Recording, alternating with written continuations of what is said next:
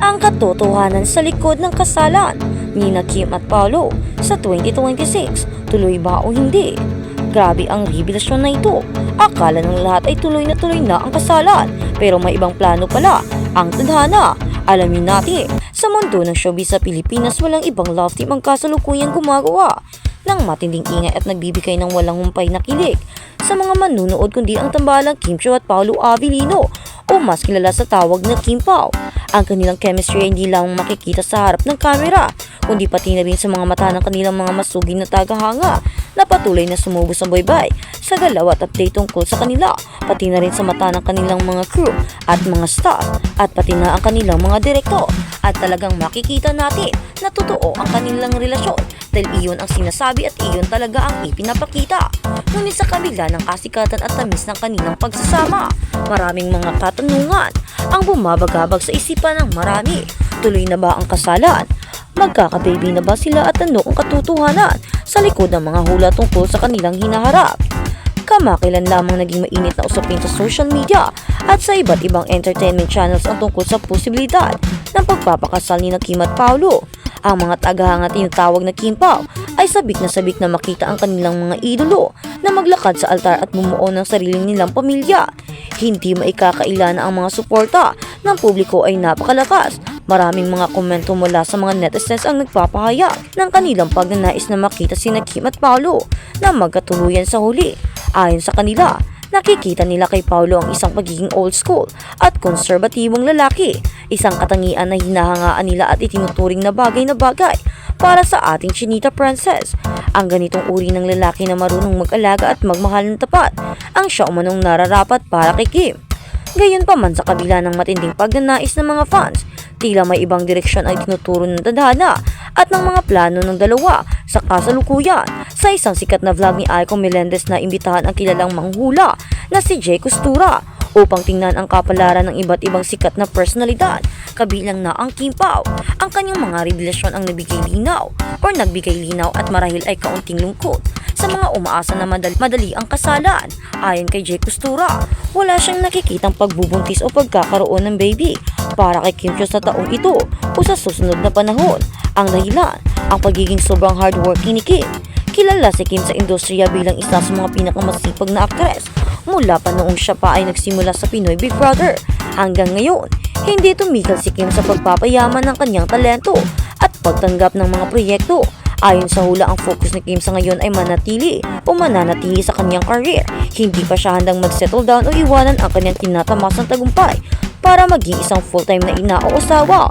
Ito ay isang katotohanan na dapat tanggapin ng mga fans. Ang pagiging Chinita Princess ay hindi lamang titulo.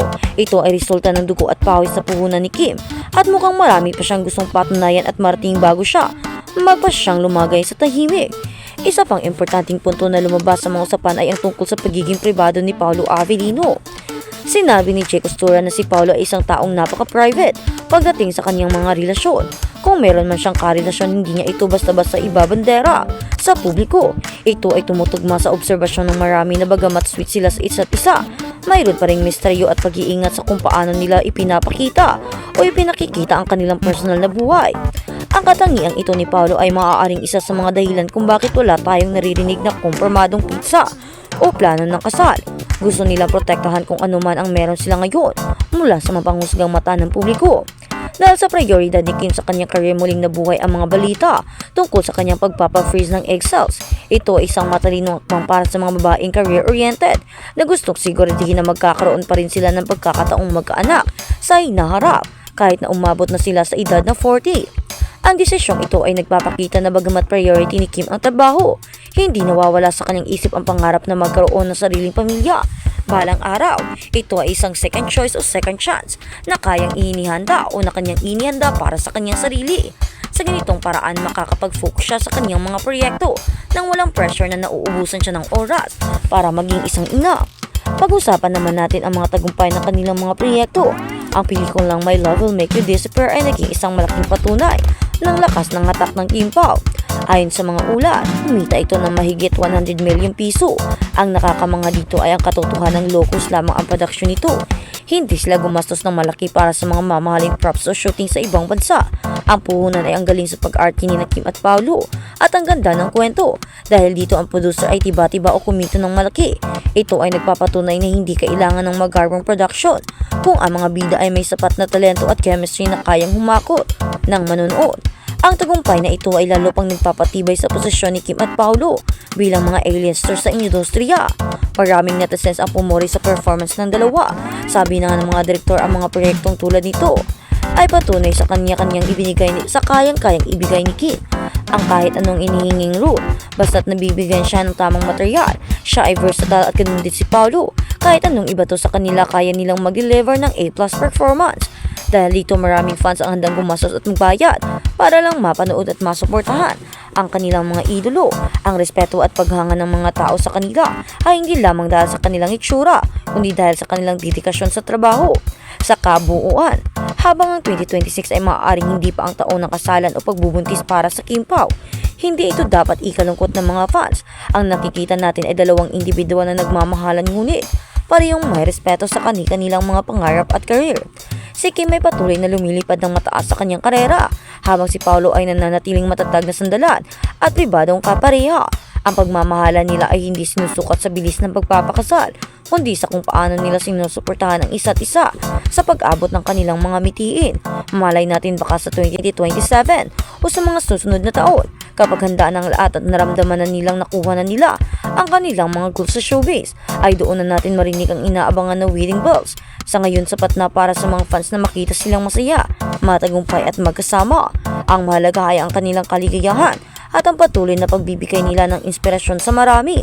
Patuloy tayong mag-abang at sumuporta sa Kim Pao dahil siguradong marami pa silang surprise ang inihahandog o ihahandog sa atin sa mga darating na panahon. Ang love story nila ay hindi minamadali. Ito ay dahan-dahang binubuo ng magiging matibay at matatag at panghabang buhay. Kaya naman, ang love team ni Kim Chiu at Paolo Avellino nga sa ngayon sa 2026 ay lalo pang naging matatag. At sa kabilang banda, Paolo bitin sa sagot sa love life. Bitin na naging sagot ni Paolo Avellino nang tanungin siya sa isang panayam kung in love ba siya ngayon. May mga nagsasabi kasi at naniniwala na in love siya ngayon kay Kim Chiu. May relasyon ng araw sila, hindi pa lang sila umaamin. Kayo na ang bahalang whatever makes you happy, guys. Sabi ni Paolo.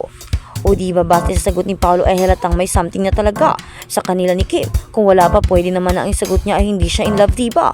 Kaya naman tingnan mo ang last sagot niya, whatever makes you guys happy. O diba, reaksyon ng mga isa nilang funny, may something na sa kanila. Let's wait and see na lang. Huwag natin silang pangunahan. Maging happy na lang tayo for them and supporting them all the way. Well, tama naman ang funny. Saka hayaan na lang natin si Paolo kung kailan niya gustong umami. Naging relasyon nga nila ni Janine, never siyang umamin hanggang naghiwalay na sila.